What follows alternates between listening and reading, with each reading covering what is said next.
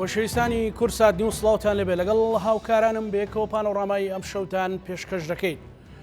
هەرێمی کوردستان ماوێکی زۆر ڕوبەڕووی کۆمەڵێک قەیرانی دارایی و ئابووری بۆتەوە. زۆر جار باز لەوە دەکرێت کە ئاکادمیستان و شارەزایانی بواری یاخود مامۆستایانی زانکۆ کەمتر پرسوڕیان پێدەکرێت و کەمتر لە مرکزی قەرار بەشداری پێدەکرێت. ئەژینە ئەو وڵاتە پڕیەتی لە نیعمەتی جوان، خی گەورە هەموو نیعمەتێکی پێشکەش بۆ وڵاتە کردو، بەڵام بەداخەوە وەکو پێویست سوود لە توانەکان وەرنەژیرەوە. دۆخی هەرێمی کوردستان بۆ بەو شێوەیە گەیشت کە خەڵک چاوەڕوانی هاتنی موچە بێت، خەڵک چاوەڕوانی هاتنی ناردنی قایمەی موچە و یا لیستی موچە بێت.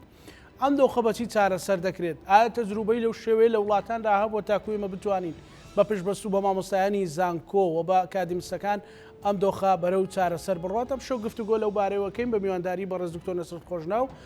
پرۆفیسۆری یاریدەدەر و مامۆستای زانکۆ لە زانکۆی سەلاحەدین بەڕێزیان لە شاری هەولێرەوە لەگەڵمانە. بەڕێز دکتۆر، ئەم کاتت باش، سپاس بۆ بەشداریت لە پانۆڕامادا. کاتت باش، زۆر سپاس دکتۆر. سپاس کاکزانە، زۆر سپاس، گەلک سپاس دکتۆر جان. ئەمە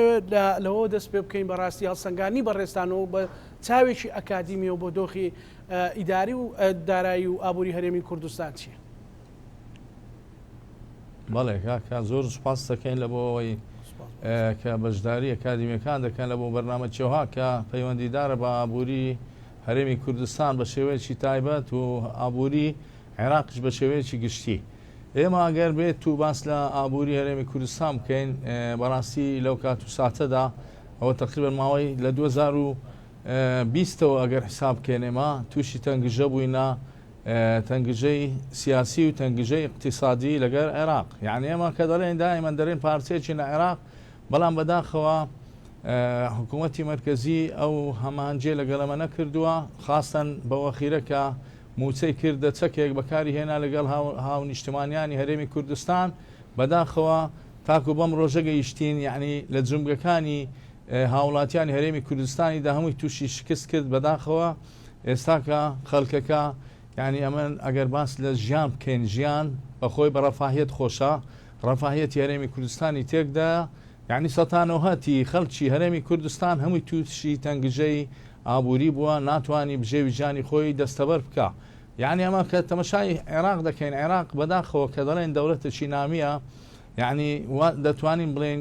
دەتوانی پەرە بەخۆی بداتن بە شێوەیەکی گشتی لەسەر مستەوای عێراق و کوردستانیش لەگەڵ خۆی بەرەو پێش ببە. بەڵام یعنی چەند هۆکارێک هەیە، ئێمە وامان لێ هاتووە کە بەرەو پێش نەڕۆین. بەداخەوە یعنی هەموو وڵاتێک ئەوەی زەنابەت باست کرد، تەجروبەی وڵاتان زۆر تەجروبە هەیە لە ئەفریقا، لە ئەمریکا، لە وڵاتانی تر، یعنی تەنگژە هەبووە، شەڕ هەبووە، 40 سال شەڕ بووە لە هەندێک وڵات، بەڵام پاشان خۆی گرتیتەوە بەرەو پێش چووە. بەڵام عێراق لە پاش 2003 تروسکایی تێدا نەماوە. یعنی ئەمە زۆر کارێکی ترسناکە، ڕۆژ بە ڕۆژیش خراپتر دەبی. ئێمە تەمەشا دەکەین وەکو ئەوەی کە دراسی وەزعەکەی بکەین لە هەرێمی کوردستان و لە عێراق. یعنی بەداخەوە ئەمە بە هاوڵاتیانی هەرێمی کوردستان ئەمە ڕاستە موچەی گرتووە لە ئێمە لە قوتی خەڵکی گرتووەتەوە، بەڵام عێراق بەخۆی بێ ئەوەل زارکە ئەو ڕکائیزانە، یعنی ئەو کاریگەریانەی کە عێراقی گەڕاندۆتەوە دواوە بابێ ئەو بەخۆی خۆی چاپکە، ئەو ئێمە دەتوانین لە هەرێمی کوردستان بەرەو پێش بڕۆین. بەداخەوە ئێستاگەرەمە باسی خاڵەکان بکەین، خاڵەکانمان گەلێک زۆرە. ئەوجا ئێمە کە باس لە هەرێمی کوردستان دەکەی، چەندی زار باسمان کردووە. بەداخەوە کە دەڵێن ئاسنی سار دەکوتین، کاکزانە ئێمە بەداخەوە یعنی ئەمن دەمەوێت کە داواتیش دەکرێم لە هەر تەلەڤیزیۆنێک لە بۆ ئەوەی بێن قسە بکەین. بەڕاستی یعنی ئەو خولقەمان نەماوە، ژیان بە یەک زاری تێک چۆ بەداخەوە لە هەرێمی کوردستان و لە عێراق. یعنی ئەمن قسە لۆ چێ دەکەین، ئێمە ئەکادیمین، بابێن ڕۆژێک لە ڕۆژان ئیستیشارە بە ئێمە بکرێت لە بۆ ئەو دۆخە. بەداخەوە ئیستیشارە ناکرێ، یعنی قوتابیەکانی ئێمە دەچن یعنی باسی ئابووری وڵات دەکەن کە ینی بەداخەوە ئەمە شانازی دەکەن بە گەنجەکانی خۆمان ئەگەر مستەوان لەو شێوەیە هەبی. بەڵام ئێمە خاوەن تەجروبەینە زۆر زار هەیە، یعنی دەمانوێت بین قسە دەکەین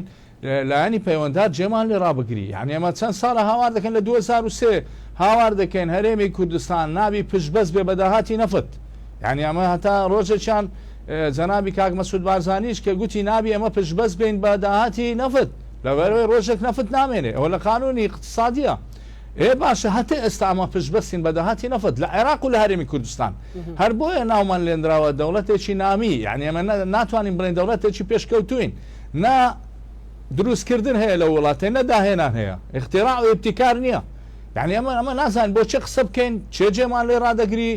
یعنی بە ئاسانیش تا دەکرێتن یعنی هەندێک شتێ دەبی تەسحیە پێ بدەین بەڵام بەداخەوە ئەو هۆکارە سەرچیانەش ئێستا باس دەکەین یەکێک کامەلۆ تووشی و حالەتەی بووینە یعنی بەداخەوە ئەگەر ئەمە ئەو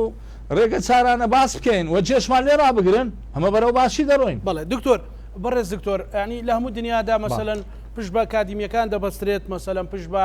مامۆستایانی زانکۆ دەبەسترێت ئەوانەی شارەزان لە بوارە جیاجیەکان بەڕێزت باسی ئەوەت کرد ینی ئێمە بۆ گەیشتین بەو دەرەنجامەی ئەمڕۆ مەسەلەن بەڕێزت باسی عراقت کرد ڕەنگە تا ئێستاش عراق لە ڕووی یەدەگەوە لە ڕوویە دەژی نەوتیەوە لە ڕوویە دەژی پارە و زێڕەوە لێمە زۆر زۆر زۆر زۆر باشترە بەڵام بۆ بەو شێوەی لێ هات هۆکارە کادیمیەکە ئەفۆن هۆکارە زانستیەکان چین کاکە زانە ئێمە ئەگەر باس لە عێراق بکەین یعنی عێراق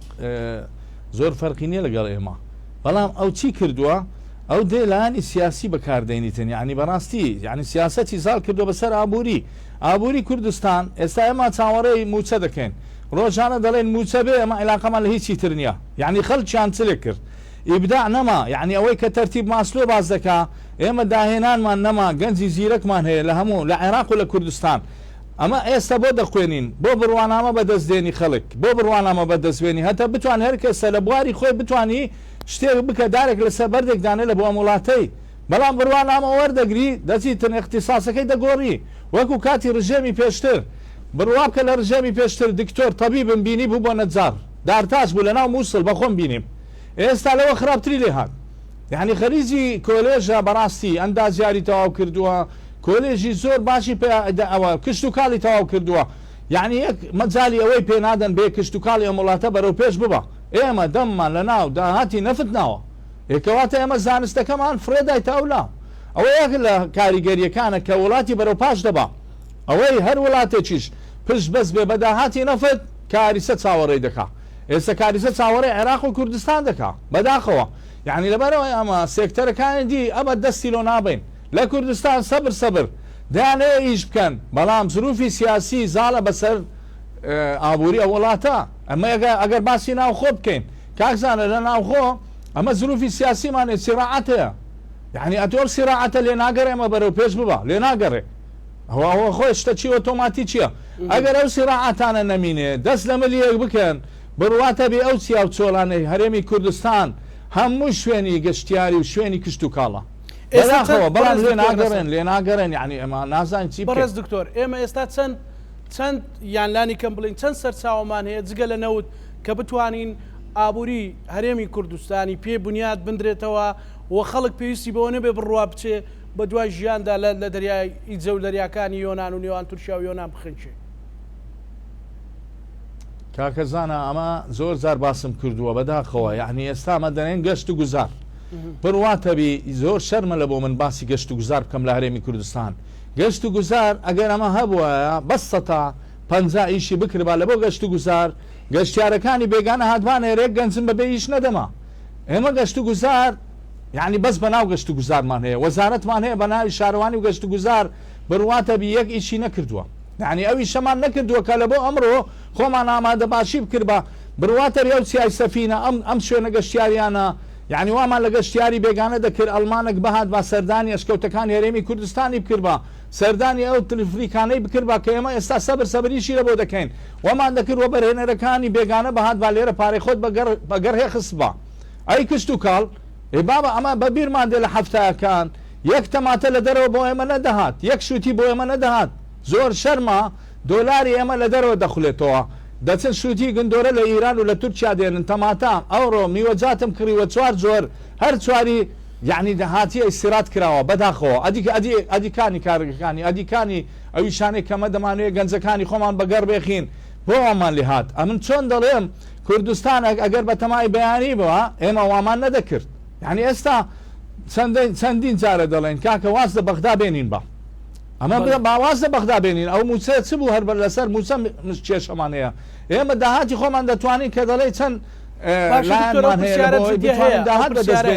بەڕێز دکتۆر ئەگەر مەسەلەن لە هەموو دنیا مەسەلەن خاچی بەپیت هەیە کۆنترین گوندی کشت و کاڵی لێرە لە هەرێمی کوردستان بووە چوار فەسڵەکە خوای گەورە پێی داوە شاخت هەیە و دەشتت هەیە ئاوت هەیە و مەسەلەن دەشتایت هەیە هەموو شتێکت هەیە و هەموو جۆرە یعنی شتێک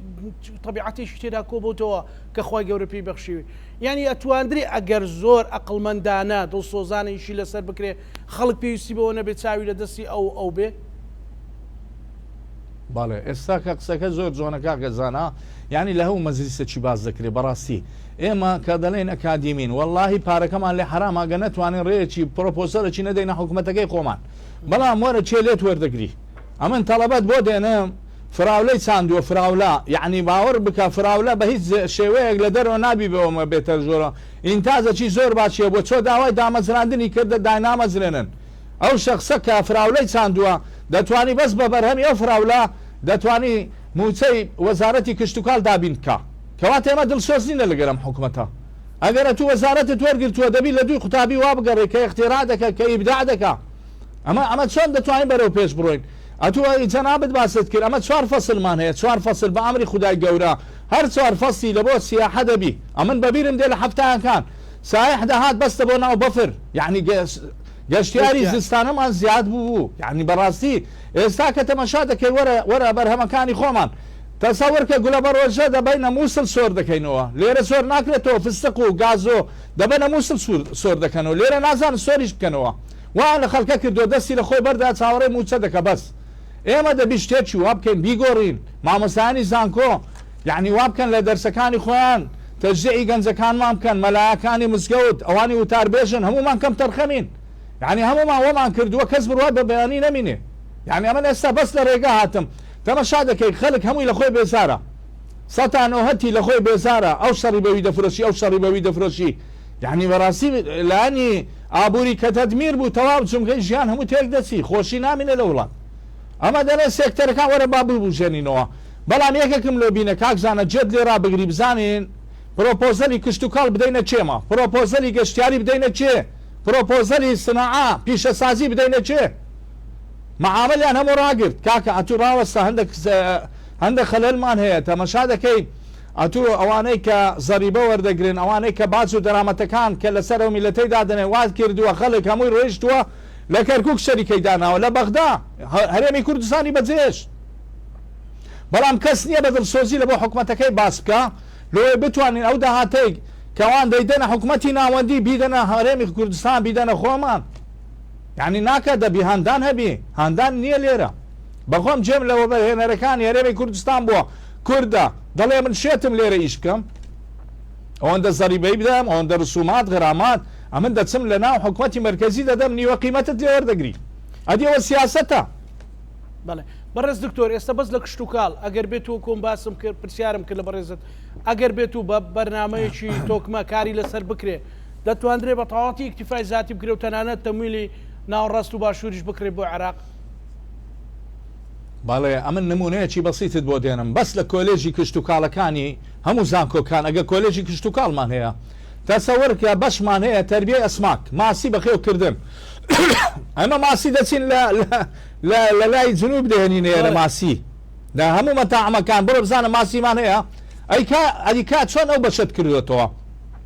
ئەیکا شیری ئەم وڵاتە ئەدی ئەتوو قسمی سەحە حیوانت هەیە تەندروستی ئاژەڵ کوانی تێڵ و مانگاکانی ئەم کۆلێژانە کە بتانی وەبەرهێنان بکە کاکە ئەمن ئێستا بەس ئیحتیمامەچی جددی بەلایانی کشت و کاڵ بدرێن جارێ ناینە سەر گەشتیاری لەبەرەوەی گەشتیاریش تاوانمان لێ کردیە خۆمە هیچ ئەمن و ئەمانمان هەیە لە سەری پێشمەرگە و ئاسایشی حکوومەتی هەرێم مەشاکیلی ئەمن و ئەمانمان نییە ئێستا گەشتیار دەتوانی بێت ئێرە و دەیپارێزین بەڕاستی من تازە لە دەرەوەی وڵات گەڕایمەوە ئەو ئەمن و ئەمانە ئێستا لە کوردستان هەیە لە ئەمریکاش نییە حەزم لێ بزانی باشە کەواتە ئەمە دەتوانێت بەسەلەن ئەگەر حکومەت گوێ بگرێ و پلانێکی تۆکمە هەبێ بتواندرێت مەسەلەن ئێمە لە بواری پیشەسازی تەنانەت ئەو تاقیە هەیە ئەو تاقیە و سەرمایە مرۆیە هەیە مەسەلەن بتوانێت ئەوە بگەڕ بخە حتا لە بواری پیشەسازی مەسەلەن لە بواری گەشتیاری بەڕێزت من ئاگادار مەسەر هەفتەی پێشکە بە بەرنامە پەیوەندیمان بە جەناب کرد لە دەروی وڵات بووی ئەو تەجروبانە چۆن هەڵدەسەنجێنی وڵاتانە مەسەڵ وڵاتێکی وەکو مالیزیا پێشتر وەکو سنگافورە مەسەرەن ئەوانە کە لە وڵاتێکی فەقیر و ماڵوێرانیەوە حتا هەندێک جار باز لە ڕواندا دەکرێت ئەوانە چۆن توانیویانە مەسەلەن ئەو تەحولاتە بە اقتصادی خۆیان بە گۆڕانکاری لە وڵات و بەڕێوەبردننی خۆیان بکەن. کاکزانە ئەمە بەخۆی ئەمە باسی لایانی زانستی با بکەین دەبی ئەڕێ بڕخسێنین ئێمە کە دەڵێن ئەکادیمین ئێمە بەشی گەشتیاریمان هەیە بڕۆ بزانە لە چەند کۆلێژێکمان تەسەوەر کە قوتابیەکان فێرە عەربی نەبووینە ئەمن لە چوارچەوەی عێراقیش دەکەم دەبی زمانی عەربی بکەینە زمانێکی ئەوها کە لەگە کوردی بتوانانی قسەی پێ بکە ئەوە جگە لە زمانی ئینگلیزی و فەڕەنسی و ئەڵمانی ئێمە دەمانەیە قوتابیەکانمان دەوڵەمەند بکەین بەس بڕۆ ببینە لە لوبنان خەڵکیانی نایتە ئێرە ئیشی گەشتیاری پێ دەکەن قوتابیەکانی منیش لە ماڵەوە دانیشتون ئەتوو چۆن قسە بۆ چێ بکەین یعنی ئێستا ئەمە دەبی پلانمان هەبی کە دەڵێن پلان بەخۆی دەرێتەنە بۆ قبل تەختیت یعنی پێشببینی پێش پلانە ئەمە پێشببینیمان نییە لە بۆ بەیانی کاکەزانە ئەمن ئەگەر قوتابیم وەرگرت ئەو سار 200 تەڵەبەم وەرگرت دەبی بزانم ئەو 200 تەڵەبە پارس 4 ساڵی تر کە تەخەروز دەکات دەبی شوێنی بۆ دابنێم ئیجباری لایەنە گەشتیارەکان بکەم کە خەڵکی قوتابی دەرچووی من بەیش بێخیتن ناکرێت و هەمووی بڕۆ دەچینە کام هۆتێل لە سلێمانی لە هەولێر لە دوهۆک هەمووی ئەجنەبیە 100 قوتابی من ئەجنەبیە پارەی من دەستە دەرەوە ئەوانەی کە ئیش دەکەن چۆن بتوانین ئەمە گەشتیاری بەرەو پێش بین لەلایانی ئابووریش دەڵێ ئەگەر دۆلاری خۆت لە ناو وڵاتی خۆت نەخلاوە ئەو وڵاتە زەرەرمەند دەبی هو بەعەقل و منتقە ئێستا ئێمە دەڵێن لایانی کشت و کاڵ کانی ئینتاجی خۆمان لەکوێیە ئەمن بەس دەمێ بەس بزانم ئینتاجی خۆمان لەکوێ بەداخەوە ئینشاڵە تەمەنی درێژ دەبی ئەو کاک ئازاد دێن باسی کاک ئازادی دەکەن دەبی ئەمە چەندین کاک ئازادمان هەبی بۆ هەنار دەڵێ هەناری وایە کاکە ئەمە دابی پشت بەس بین بە یەک شەخص پێشان لە دەیاتەکانی خۆمان ئەگەر بە بیرە خۆمان بینین و لە هەفتاکان و هەشتاکان یەک شتی ئیستیرادمان نەبوو هەمە لەسەر منتیجی خۆمان دەژیان ئێستا سەرمان لە شێوایە نازانین یعنی بەداخەوە ئەمن دەمێ لایانی پەیوەنددار لە حکوومەتی هەرێم وەزارەتی کشت و کاڵ وەزارەتی شارەوانی و گەشت و گوزار وەزارەتی پیشەسازی جێمان لێ ڕابگری ینی هەیە ئەو ئەگەر زمینە لەبار بێ ئەو تاقەیە هەیە بتوانرێت ئەوە بکات بەڵێ بە تاکیت هەیە ئەتوو تەمەشای گەنجەکانی ئێمە بکە بڕواتە بی گەنجی ئەوەندە زیرەکمان هەیە من 32 ساڵە مامۆستای زانکۆم یعنی هەتە لە کۆلێژەکان تەمەشای کە ئەو گەنجە بڕوای بە بەیانی نەماوە ئەتوو باسی ئیزت کرد خەڵک سەر هەر دەگری دەستە دەرەوە کە زەگنیە تێی بگەینی برێکا کە تو دەچی ئەڵمانیا لە برسا مردووە بڕواتە بێ ڕەفاهیەتەی لێرە هەیە لە ئەڵمانیا نییە تەمەشا خەڵک هەموو لە ژێر دیوار کەوتووە ئەمن و ئەمان نییە لێ ئێستا ئەو ئەڵمانیای جاران نەماوە ئەمریکا لەندەن من لە لەندەن بووم سیارە لە زۆر شوێن بەجێبەری سیارەکە بە خلالی ساعتێک دەدزرێ یعنی ئەمان لۆ باسی حەقایق نەکەین لۆ وڵاتی خۆمان قۆش نەکەین ئێمە قەبرستانمان لێرەیە من دەچم هەموو وڵاتەکان دەگەڕێم ئەخیری دێمەوە ئێرە بەڵام بەداخۆ جێمان لێرە ناگرن لە یعنی حزب زاڵە لەسەر لایانی ئابووری بەداخەوە یعنی ئەمە ئەگەر حزب ئەوها تەداخل نەکا لایانی ئابووری بەرەو پێش با بین ئەمن دەرێم ئەو شخصانەکە ئیش دەکەن با حزبی بن بەڵام کەفوبی کەفاعەتی هەبی کابرا بتوانانی بدع بکە بتوانانی ابتیکار بکە بەڵێ دکتۆر ئێستا لەو تەڵەبانی جەنابەت کە پێیان دەگەێنی چەندیان ئیشیان دەست دەکەوێت چەندیان مەسەلەن بینیوتەتەوە کە لە بوارەکەی خۆیدا توانیوێتی خزمەتێک بکە جەوێک دروست بکە کە بتوانێت مەسەلەن تۆ مەسەلەن دڵت پێی خۆش بوو بەیان زمینەیەکیان بۆ ڕەخسان بوو ڕەخسان دەبێت کە بەڕێزە دڵت پێی خۆش بێت والله کاکە زانە ینی ئەمە یان بە سوتفە لە ماوە 32 ساڵی جەنابەت فەرمووت کاک دکتۆر مەسەلەن ئاوا تەڵەبەیەکی خۆت بتوێتی وەڵاهی دکتۆر ئەوە منم لێرە ئەو ئیشە دەکەم لە بەشەکەی خۆی لە بوارەکەی خۆی نەک تەغیری ئیشی کرد باوەڕ بکە ئێمە کاک زانە شتێکی زۆرەوە دوێبیرە من هێناوە ئەمە هەموو کۆبوونەوەی مانگانەمان دەکرد لە فندق بابل لە بەغدا ئێمە بەشی گەشتیاریمان هەم بوو لە شەقلاوە لە نینەوە لە مووسل لە بەغدا هەمان بوو لە زعفرانیە باوەڕ بکە کۆبوونەوەی مانگانەمان دەکرد گەشتیاری وڵاتمان بردبووە پێش یعنی باوەڕ بکە بەغدا و مووسل گوتیان دکتۆر ئەتوەوەیە تو کردیتت ئەمە پێمان ناکرێت تەسەوەر کە لە قسمەکانی داهاتن دادە بەزین داهاتنە قسمی گەشت و گوزارمان بەرەو پێش بر بەڵام بەداخەوە هەندێک لایانی پەیوەنددار وان کرد ئەمە سار بکەنەوە ئیش نەکەین لەسەر گەشت و گوزار بۆیە لوبنانیەکانیان هێنایتە ئێرە وتێلەکانیان تەسلیم کردوونە کە ئەمە ئەگەر بخەوین لەوان زیرەکترین یعنی بڕوا بکە ئەمن دکتۆرا مینایتەوە لەسەر گەشتیاری ئەم لە وڵاتێک لەگەر رووسەکان بووم گوتیان ئەتو ئەکید دەبێ وەزیری شارەوانی و گەشت و گوزار لە هەرێمی کوردستان باوەڕ بکە گوتم نامکەنێ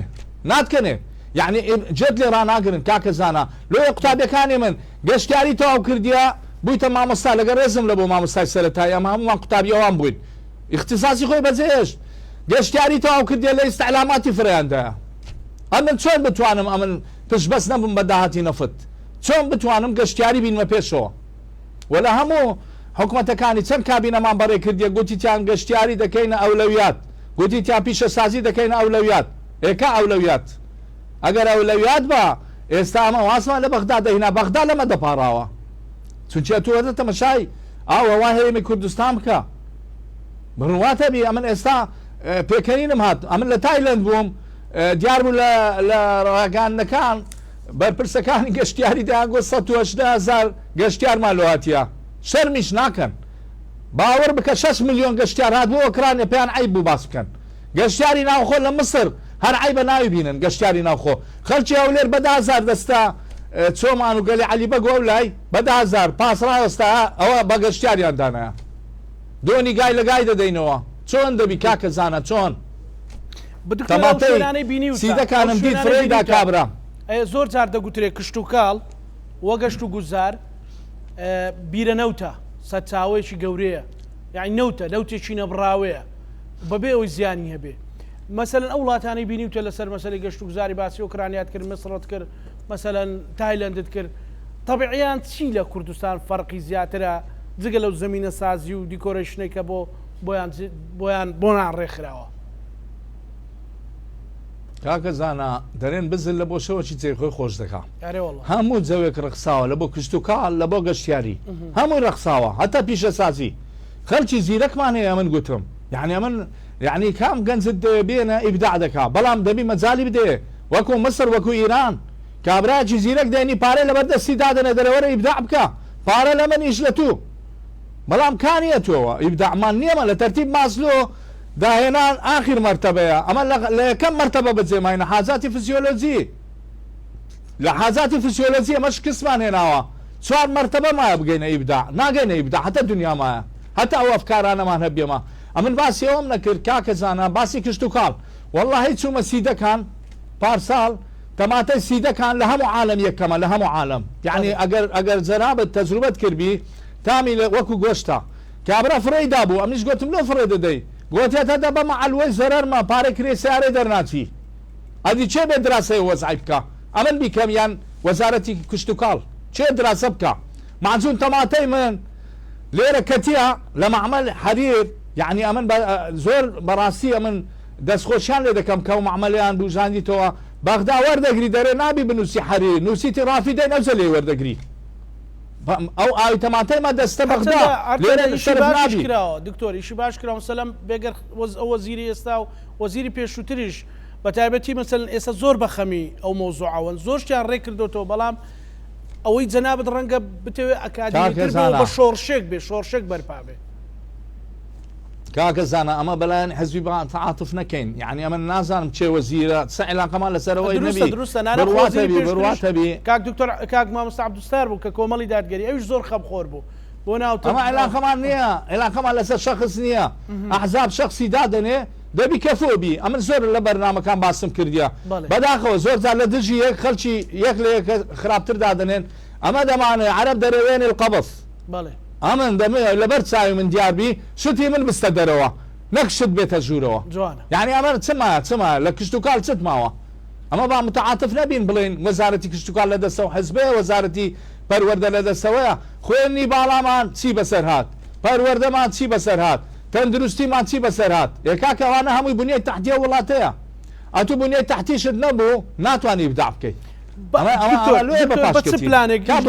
گەشت و گوزار بکرێلانی کەم بەس گەشت و گوزار وەرەگرن بنمونە دوای دێنە سەر کشت و کاڵیان لە بابەتی تر مەسەلەن بە چ پلانێک دەتوانرێ وای لێ بکرێ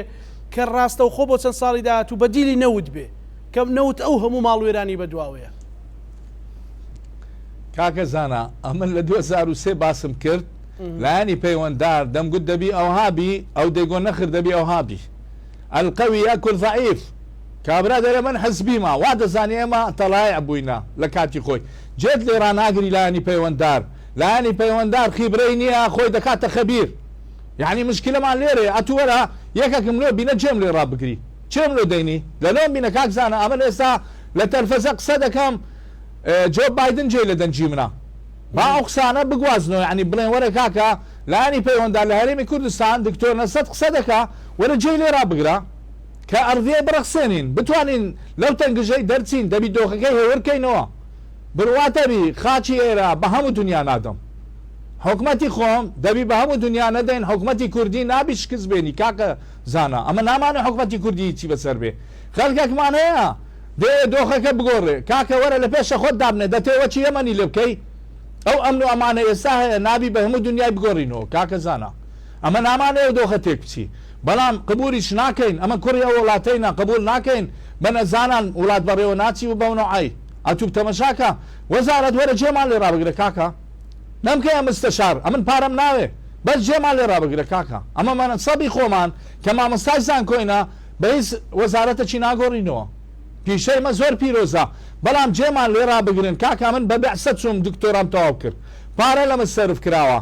مقابل ئەو پارەی نان ئیستیفادە لە من بکەن کەواتە چیت دەوێت لە وڵاتە ینی بەو شێوەیە کە تۆ باز لەوە دەکەوکو تاکێکی کورد پارە لێ سەرف کراوە چویە جامعەیەکی پێشکەوتو تەزروبەکە تێناوەتەوە ینی نان ئەو تەزروبە ئیستیفادە لێ بکەن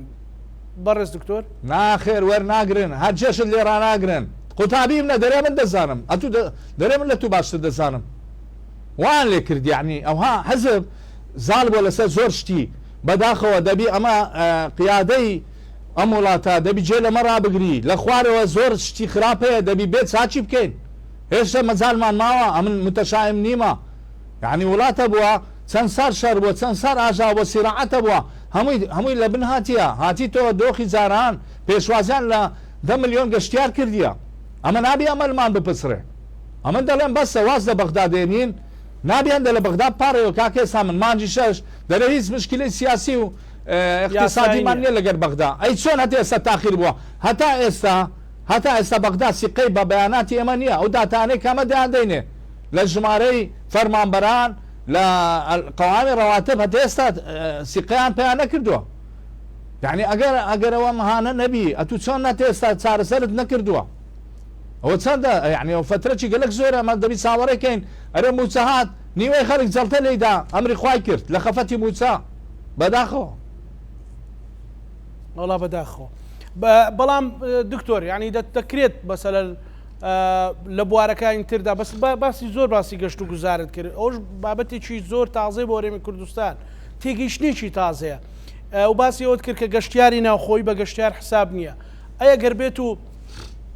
ئێمە زمینەی بۆ لەبارکەین مەسەلە من زۆر لە بەرنامەکان قسەیەکی دکتۆر مەحموود زاید کە مستڕیە لە جامعەی سلێمانی باسی کرد وتی ئێوە تەنانەت ڕێز و احترامەکەی خۆشتان کە هەتانە ئیستثماری ناکەن و بەرێنانی بەسەرەوە ناکەن توێرە و ڕێز و احترامی هەتانە لەگەڵ ئەو سروشتە جوانە تێکەڵاوی بکەن خەڵک بڕۆن بێنن لە کوێت لە قەتەر لە ئیمارات لە وڵاتانی تر بیهێنن لە بریەوە بچێتە تورکیا ینی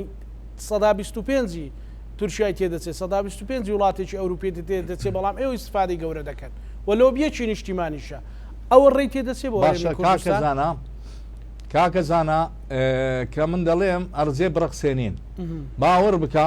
لە تایلەند لە هوتێل بوومە لەسەر بەحر بە چەند شەویت 26 دلار باشە یعنی کەسێک بڕواشت پێ ناکە لەسەر بەحر بە 26 دلار شەوی ئەلێرە بە 350 دلار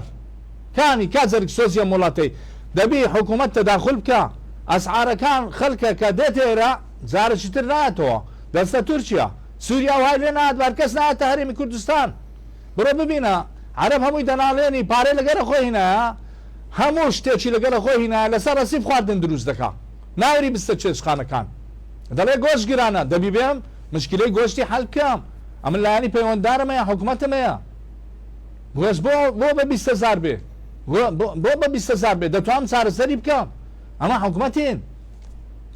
ئەوانە ناکرێت کاکە زانە ئەمن زۆر زار هاوارم کردووە تهدید الأسعار یەکێکە لە بڕیارەکانی تەکتیکی ئەم وڵاتە ئەوانەی کە نرخ دادەنێن دەبی ئەمنی اقتصادیمان نەبێمە ئەمری اقتصادیمان لاوازە لە هەرێمی کوردستان بە کەیفی خۆی بەناوکەتیە یعنی ئەتوو دەچێ لایانی سەحا ئەتوو گەشتیا دەبی لایانی تەندروستی پارێزراوبی حادیسە چی دەکا دەیبێ کام مستەشفا کاک هەزانە کام مستەشفا لایانی تەندروستی جیاز هەیە بەس لە سلێمانی هەیە هەندێک جیاز هەیە خەڵکی سلێمانی دەیبێتە هەولێر هەندێک جیاز هەیە لە هەرێمی کوردستانیە بەس لە نەجەفەیە دەبی نەخۆشی بچەیە ئەوە کەنجین ڕاستەوە ئەوە بوونیەی تەحتیە وڵاتەیە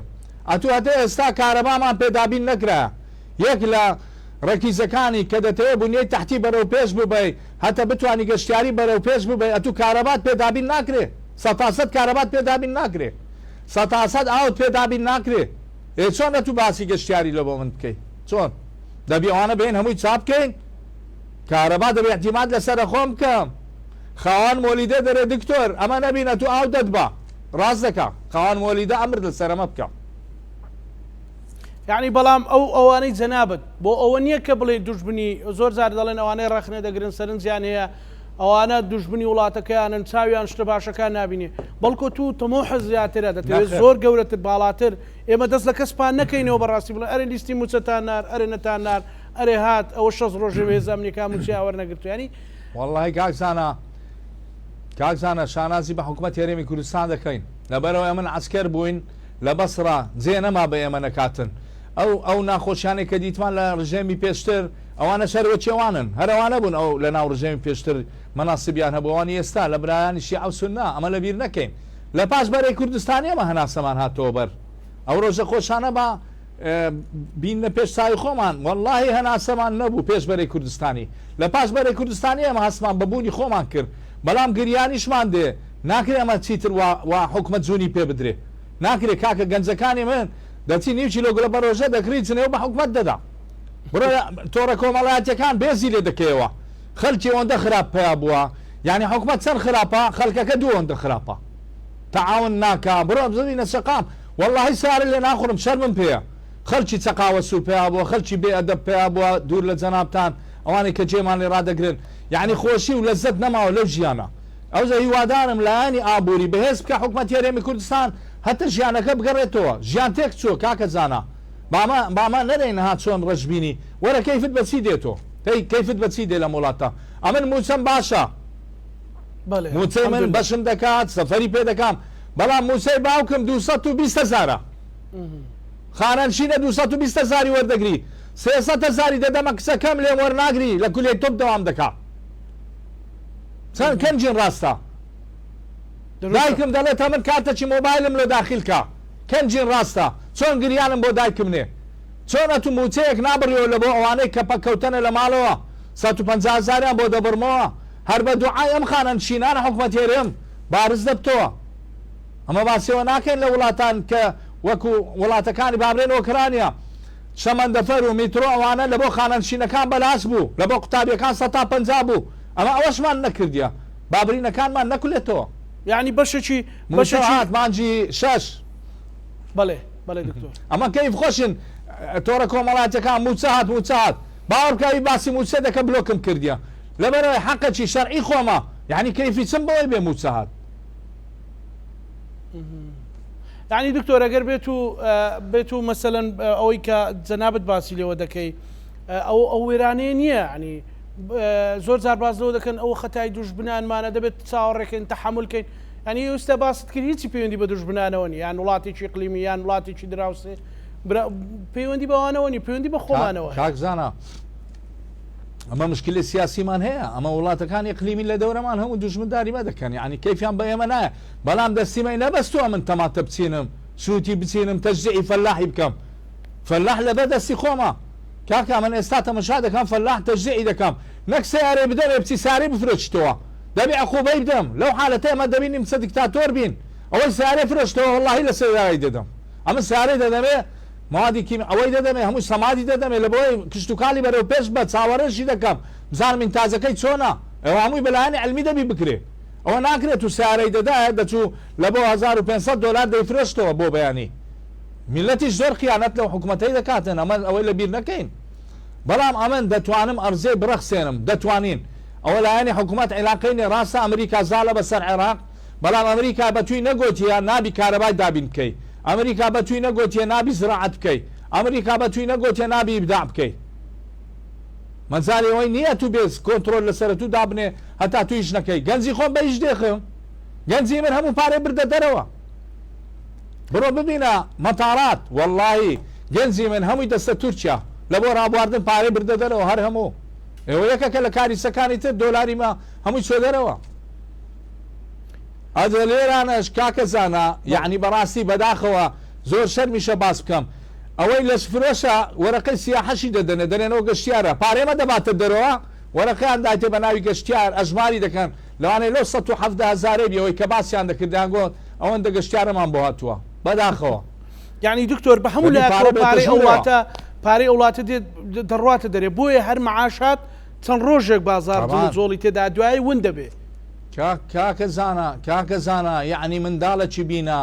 لە بۆی باس بکە شوانەکەی گوندی مەڕێزن لە بۆ هەموو شوانەکان لەوانەیە ئەوان ئێستا زۆر خەڵکی زیرە چیان تێدابی لەبەرەوەی ئەنتەرنێت لە ناو جیرفانتی سواری کرێ بووە لە دوو گاوانیشە لە دوو گارانی دەڕوە هەموو دەزانی سدە قومێ لە هەموو عالم عولەمە لە ناو جیرفانیتی بەڵام واللهی لەکن چێ باز دەکەی یعنی چۆن بڵێ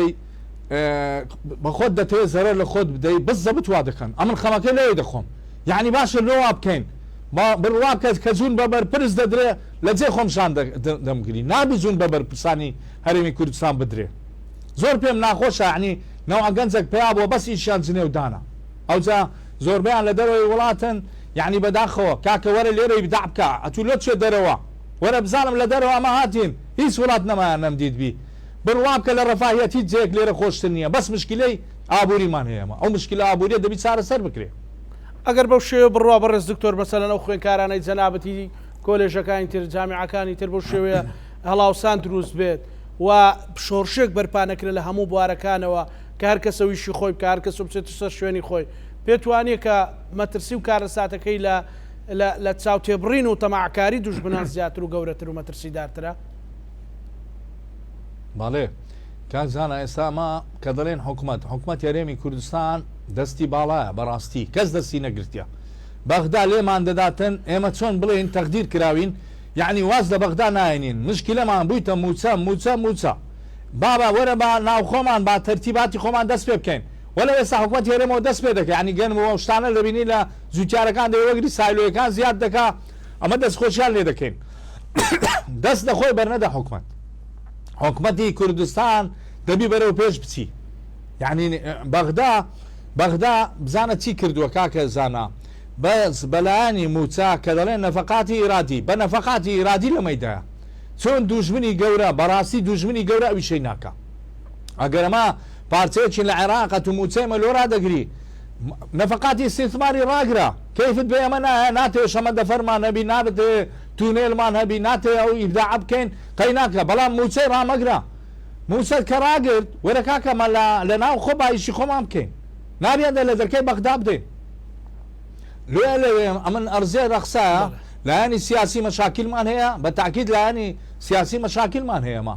لایانی ئەوەی کە تەمەشا دەکەی سیراعەتمان هەیە فەسادمان زۆرە ئەوانە دەبی چارەسەر بکرێت یعنی فەساد باوەڕ بکە ئەمن لە مستەوای ئۆلیا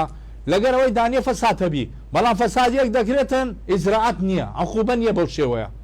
ئەگەر عقوبەتی باش هەبی کەس ناتوانانی دەستکاری ئەموال دەولە بکە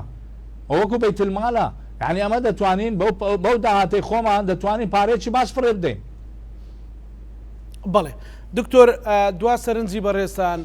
لەو بەرنامەی دواگەر قسەیەک پرسیارێکم نەکرد بێ سوپاس دەکەم بۆ خەمخۆریەت هیوادارم هەمومان بتوانین کاریەکە و لە بواری خۆی کارێک بکە و ئەو وڵاتە ببوژێتەوە چیتر ئەو نەهامەتیانە نەبینین دوا سەرنج کاک زانە داوە لەلایانی پەیوەنددار حکوومەت یاریێمی کوردستان کابینەی بڕواتەبی ئەگەر بێت و سێکتەرەکانی تر ببوژێنتەوە کاکە ئینگلیز دەرێت ستێپ بای ستێپ یعنی ئێمە دێن سێکتەری گەشتیاری با بێن بەلایەنی زانستی دەست پێ بکەین سێکتەری گەشتیاری ئەگەر ئەو قەڵاتی هەولێرە لە هەر شوێنێک بی بە ملیۆن گەشتیاری لۆ دێ بەس ڕسمی لەگە قەڵاتی هەولێر بگری باشە بۆ ئەوی شەمان نەکرد بۆ ئەمن چەند قەڵات گەڕام لە عالم بەبی تاقە دەچی لە تورکیا دەرێوە ڕیشی پێغەمبەری صلی الله علیه وسلم کەس نازانی ڕاستەیان درۆیە سرەت گرتووە بە $10 دەچی بەس شیری ئیمامی عەلی ببینی کەس نازانی ڕاستەیان نا باشە بۆ ئێمە شتێکی وامان نەکرد ئەوە لە 1991 ڕژێمی پێشتر سەحبی ئیدارەی خۆی کرد لە هەرێمی کوردستان. یعنی من جارێک گوتم ڕژێمی پێشتر 37 ساڵ ئەو وڵاتی وێران کرد. کابراایکی عەرەب گوتی عەلە کێفەک عینی گوتی لەگەرەنگۆ 37 ساڵ نەجیا لە 91 سەحبی کردیتەوە. یعنی ئەمن دەبی ئەوەندە ساڵە دەبووە دارێکمان لەسەر بەردێک دابنابە پشت بەزمان بە داهاتی خۆمان ناکرێ من داهاتی نەفت ئێستا من ئەمن نەکشت و کاڵم دیارە نەلایانی گەشت و گوزارم دیارە نەلایانی پیشە سازیم دیارە تەنوێ اقتصادی بە عەرەبی دەرێ ئەگەر ئەمە تەنوێ اقتصادی نەکەین بەس نەفت بی واللهی نابینە ساحب یەک شت لەو هەرێمی کوردستانەی هەر دەبی دەست پانکردنەوە لەبەر بەغدا. ئەوە یەک دوو بین چاکسازی تەواو دەست پێ بکەین. سێ بین سیراعاتی حزبی لاب بین کاکە سیراعات ئەو وڵاتەی وێران کرد. یعنی لەناو هەموو عائیلەیەک دیارە ئەو قسە بەوی دەڵێ ئەو بەوی دەڵێ کاکە ناکرێ دڵی خەڵکی ئەوان دەتۆن مەکەن. خەڵک دیناری لە جیرفانی دانیە ئەتوش دێی ئەمە نەوها دەکەم ئەمە نەوهام کرد. واز لەو سیراعاتە بێنن ئەگەر شتێکتان پێ وەرن بۆ میلەتەی بکەن ئەگەر نابەستە سیراعات ئەوە یەکەکە لەوەی کە بتوانین لە ئەوەی بچێ دەرەوە دوای وەرە لایانی سەحا بەهێز بکە وەڵڵاهی دەچێت تەواری هیچی لێ نییە. باشە خەڵک لەسەر زەویەکەی کەوتووە کات تەواریە وڵاتە لایانی سەحا سفرەت و لایانی تعلیم عالی کاکە من هەموو عالمم کردە خاوەن بڕوانامە وای لێ هاتووە ئەتوو خاوەن بڕوانامە ماستەر و دکتۆرا ئەوەندە زۆر بووە لە سین و یابانیش نییە مەعدەدی سوکان ئەگەر حساب بکەیت بۆ چییە ئەمن دەمەوێت بیدا بکەیت ئەمن دەمەوێت وەزارەتە ئەوقاف ڕۆژانی هەینی بێ خەڵکی گەنج هەمووی بگەڕێنیتەوە خەڵکی گەنج بڕوای بە وڵاتە نەماوە مامۆستایانی ئاینی خوتبە لە کۆر خۆی نەکاتەوە ئەمە هەموومان بارمان قورسە. زۆر سپاس دکتۆر جان سپاس بۆ ئەو خەمخۆریەت سپاس بۆ بەڕێز دکتۆر نەسرەت خۆشناو مامۆستای زانکۆ پرۆفسۆری یاریدەدەر سپاس بۆ خەمخۆریەت بە هیوایەوەین کە گوێ لە سەرنجەکانی بەڕێستان بگیرێ و دووبارە سپاس بۆ دەرفەتە کە لە پانۆڕاما بەشدار بووی. بینەرانی خۆشەویست لەگەڵ هاوکارانم بەیەکەوە پانۆڕامای ئەم شەومان پێشکەشکردن هەموو لایەکتان ئەمانەتی خوای گەورە بن خواتان لەگەڵ.